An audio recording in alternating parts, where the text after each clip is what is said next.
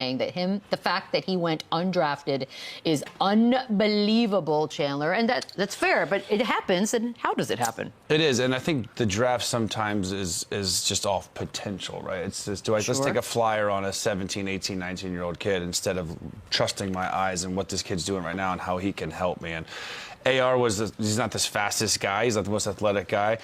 He's a transfer, so he was older by the time he even got his opportunity in the G League. And so guys like this, you can miss on because you didn't really see him turning into this, to be honest with you. Like, he didn't play this good in college.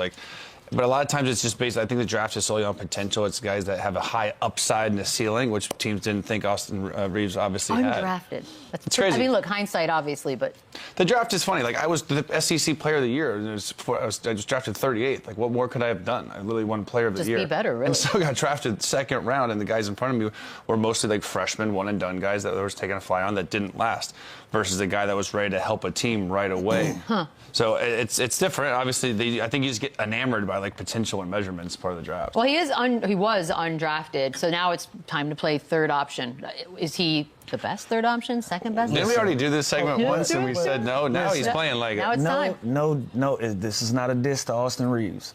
He's not even the best third option in Los Angeles. Whoa. Would you take Austin Reaves or would you take Norman Powell? I knew Norman Powell was coming. Close my case. I don't know. That's not even like a real thing.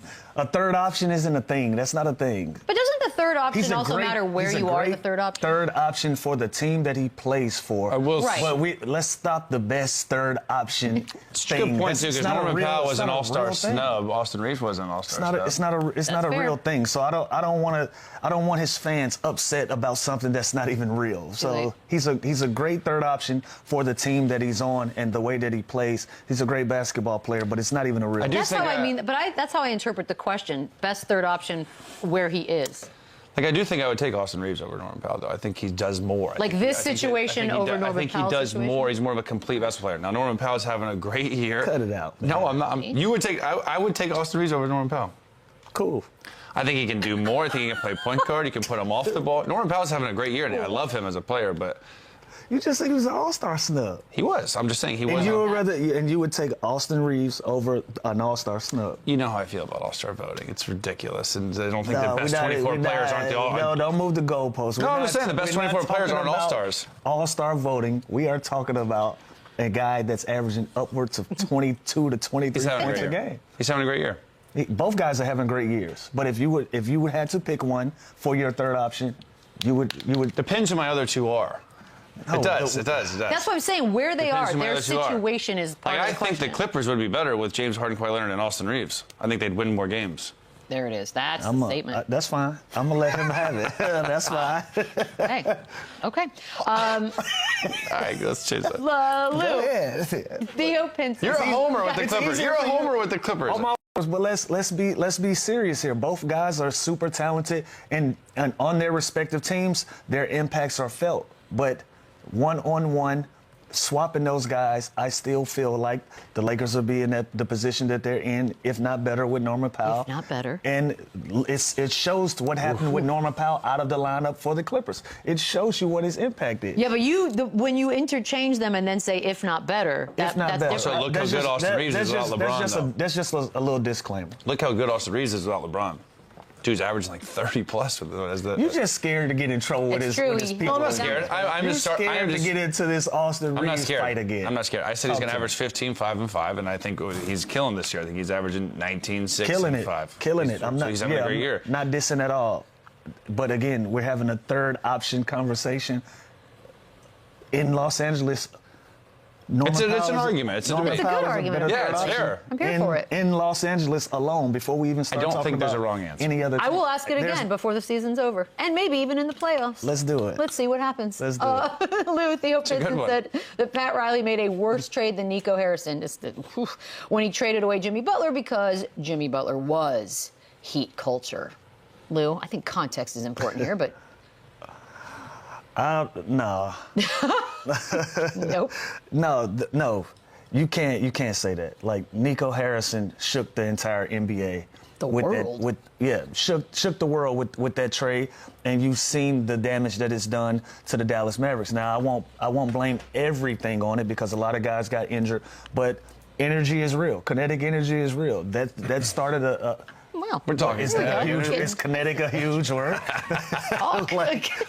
The yoga's coming in. But I like this for you. It's a new chapter. But look what that started. Now, that hasn't happened in Miami. Now they're not playing their best basketball, but it's not what Dallas isn't going through. So no, I'm not agreeing. It's historic what Dallas is doing. Yeah, I'm not agreeing on this. Yeah, this is plain and simple. The Heat took the best offer they got from Jimmy Butler. The Mavs took the only offer they got from. Because they didn't even go. They didn't even shop it. Also, Jimmy wanted to leave. Jimmy Butler made it loud and clear that he wanted out. He wasn't going to resign there. He was only playing those games in Miami before the deadline, so he didn't get fined. This was the only leverage. Joker don't win MVP, and you put those stats next to Shay's stats, everybody gonna be like, yo, what the hell? Like, there's no chance this guy didn't win MVP. Right. So 10 years from now, that's what we're going to be saying about Jokic not winning MVP. 10 years from now. Same way we felt about Shaq and Kobe in the conversation that we just Who had. won the MVP 10 years ago? I know it was Kevin Durant, by the way. But we're talking runner-up. Like you're not going to talk about this from 10 years from now. Good, man. Did you just think of that off the top of your head? No I chance. haven't. He In my didn't. notes. Oh, okay, there you go. But my point is, supposed to say yes. The Nash-Kobe one, man. I do think if Kobe should have got the one that Nash's second one. And So you even do the kind of have Shaq certain one was situations. controversial. So there are certain scenarios where you will think, okay, this guy, but 10 years from now, I don't think. I think we'll just talk about the three Jokic already has. You know what I mean? I don't think it's going to be a situation where, he should have got this one, too. We're not, Fair. It's not like we're going to remember his stats from 10 years from now. There are always going to be close races for MVP. It's the greatest basketball players in the world. It's not going to be one guy every year that stands out and no one else does. That's sort of the. For some reason, though, those Nash ones are the only he shouldn't have got it, right? Like, when do you think of another MVP where It's racial. Well, you said it. Canadians also. It's like a double whammy. Monday night, I don't know. We didn't even talk about this because what is there to say? But the Pelicans lost to the Pistons by 46 points. That is so many. Afterwards, Willie Green said, "We look like a team that forgot how to play basketball." Laid an egg. Whew, how's that locker room doing over there in New Orleans? It sounds bad, but this is said more often than you would know. Like when guys have bad nights, you will hear sometimes the guys say, "Man, somebody took my Space Jam basketball." You remember in Space Jam, they sucked all the talent out of everybody. You will literally hear guys say that. So on a 46-point loss, don't be mad with your coach because he said it. You did it. Which part is worse? You going out there losing by 46, or Willie Green saying we look like a team that don't know how to play basketball for a night? By the way, Zion had 30.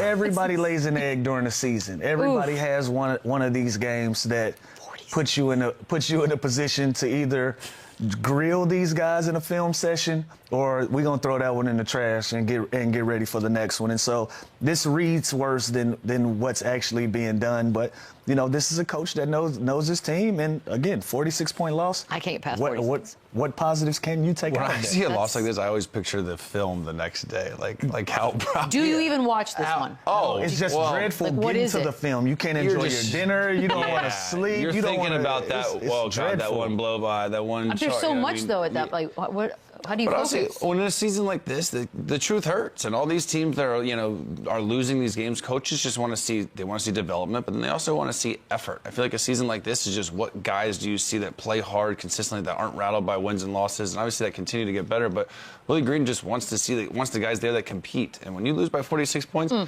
didn't watch this game. I'll be honest. Oh, wow. What is They this? couldn't have played hard. They couldn't have competed because you shouldn't lose by 46 points. 46 points. You have to do math to get to that. It's not an easy one. How about this one, Luka? Luka about his teammate Austin Reaves.